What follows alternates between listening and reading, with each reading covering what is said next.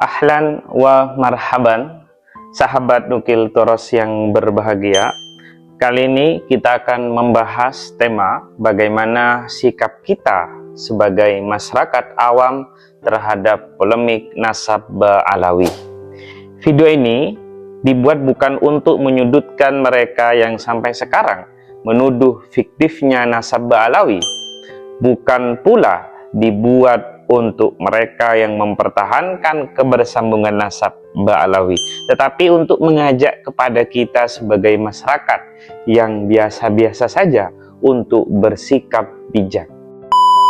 Tentunya, pembahasan ini berdasarkan perspektif ulama Toros. Tapi sebelum itu, silahkan like video ini, share dan subscribe agar hidupmu lebih berarti. Sahabat Nukil Toros yang berbahagia, kita sebagai umat Islam yang cerdas tentu sudah tahu bahwa Nabi hanya mewariskan dua warisan yang ketika kita berpedoman dengan kedua ini, niscaya kita tidak akan pernah sesat dalam belenggu kebodohan. Taraktu fikum amrain lan tudillu ma tamassaktum bihima kitaballahi wa sunnatu rasulihi, yang artinya aku telah tinggalkan padamu dua perkara dan kamu tidak akan pernah tersesat selama berpegang teguh dengan keduanya ini, yaitu kitabullah Al-Quran dan wasunnatu rasulihi, yaitu hadis. Tetapi seiring waktu, hari demi hari, perdebatan yang tidak terlalu penting dipersoalkan muncul ke permukaan. Disinilah lahir lidah-lidah yang tidak bertuan menyuarakan pendapatnya tetapi jauh dari landasan yang benar. Logika untuk menopang pendapat diutarakan dan mereka lupa bahwa gelanggang perdebatan ini jika dikaji lebih dalam sama sekali tidak memiliki keuntungan. Umat Islam pecah hanya soal pandangan genealogis keturunan. Si A mati-matian mengibarkan bendera mahabbah kehabiban dan si B dengan ganasnya melontarkan bendera Wali Songo dan kenusantaraan. Dan yang lebih parah lagi, mulut provokator lantang seperti lonceng di dinding yang curam, saling mengadu, saling menjilat lidah omongan.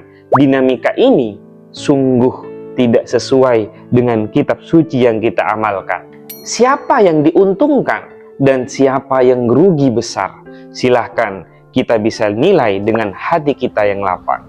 Perdebatan ini tidak akan pernah selesai jika rasa ego, rasa paling berhak meneruskan syiar Islam masih terus bergemuruh dalam diri kita yang gersang. Dan perdebatan ini tidak akan pernah menepi ke permukaan jika mereka yang merasa memiliki nasab Nabi terus meneruskan memberikan garis cacian dan ujaran kebencian ke seluruh umat Islam. Umat Islam akan terkesan saling serang, yang satu berkibar dan yang lain juga berlayar.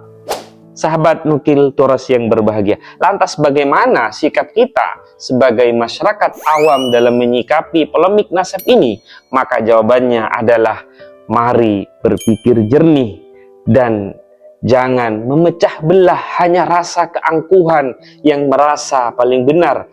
Kita adalah sama di mata Tuhan, yang beda hanya siapa yang paling takwa dan siapa yang paling benar menjalankan syariat Nabi besar. Inna akramakum indallahi atqakum, yang artinya paling mulianya kalian di sisi Allah adalah yang paling takwa. Ayat ini jelas sekali bahwa kita di sisi Tuhan hanya seperti debu yang berhamburan. Kita hanya makhluk yang hina dan nestapa, penuh dengan kekurangan. Maka betapa sangat sombong jika kita hidup di dunia yang fana ini hanya membangga-banggakan nasab kita, menyanjung-nyanjungkan keberhasilan leluhur kita, tetapi kita lupa untuk mengintrospeksi kekurangan dan alih-alih memperbaiki untuk bekal di akhirat nanti. Menegaskan hal itu, Imam At-Tabari menafsirkan ayat akramakum indallahi atqakum dalam kitabnya juz 22 halaman 313 yang berbunyi, inna akramakum ayuhan nas inda rabbikum asyaddakum ittiqaan lahu biadai faraidihi wajtinabi ma'asihi la a'damakum baitan wala aktsarukum ashiratan, yang artinya paling mulianya kalian di sisi Tuhan adalah orang yang paling takwa kepadanya dengan menjalankan kewajibannya dan menjauhi segala maksiat-maksiatnya. La a'damakum baitan wala aktsarukum asyiratan. Bukan orang yang paling mulia di sisi Tuhan adalah mereka yang memiliki rumah paling besar, bukan pula jamaah yang ratusan bahkan ribuan. Lantas bagaimana kita menghadapi Habib yang kerap melakukan kemungkaran, yang kerap mengutarakan ujaran kebencian, yang sering melakukan tindakan-tindakan yang merusak tatanan umat Islam sebagai ukhuwah yang rahmatan? Dalam kitab Syarhul Aqidah atau Hawiyah lil Barak, bab Minhaju Ahli Sunnah fi Azwajin Nabi, juz 1 halaman 377, diterangkan bahwa kewajiban kita sebagai umat muslim adalah menjaganya keturunan Nabi itu, sekurang-kurangnya menghormati. Tetapi kata hormat ini masih ada garis besar yang harus dikaji lebih dalam. At-Tahawi berkata, wa dzurriyyatihi al-muqaddasina min kulli rijsin, artinya laisa ala itlaqihi li'anna fihim al-muhsinu wal musii'u, yang artinya keturunan-keturunan Nabi yang suci dan bersih dari ketidakbaikan, itu artinya bukan secara mutlak, karena juga ada keturunan Nabi yang berperilaku baik dan juga berpribadi buruk.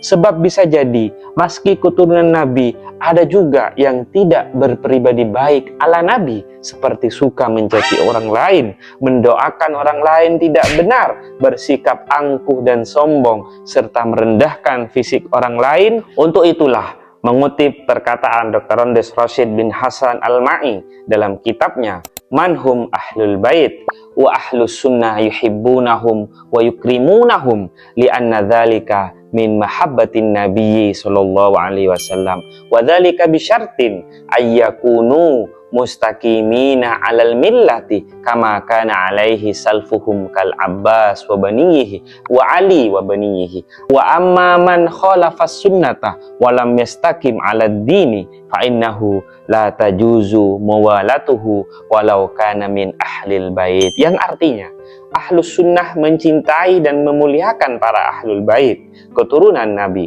karena mencintai Ahlul Bait termasuk mencintai Rasul dan memuliakannya, dengan syarat mereka Ahlul Bait tetap berada di agamanya, yaitu agama Islam yang dibawa oleh Nabi, sebagaimana para pendahulunya seperti Abbas dan keturunan-keturunannya. Dan jika mereka tidak berada di sunnah-sunnah nabinya, meski keturunan Nabi, maka tidak boleh mengikutinya.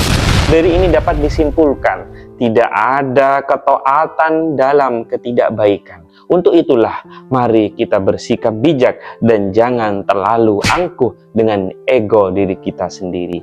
Barangkali itu yang bisa saya sampaikan. Sekali lagi, video ini bukan dibuat untuk menggurui, tetapi untuk mengajak diri kita merefleksi. Mari kita share video ini dan jangan lupa untuk di-subscribe dan nyalakan loncengnya agar tidak ketinggalan video selanjutnya.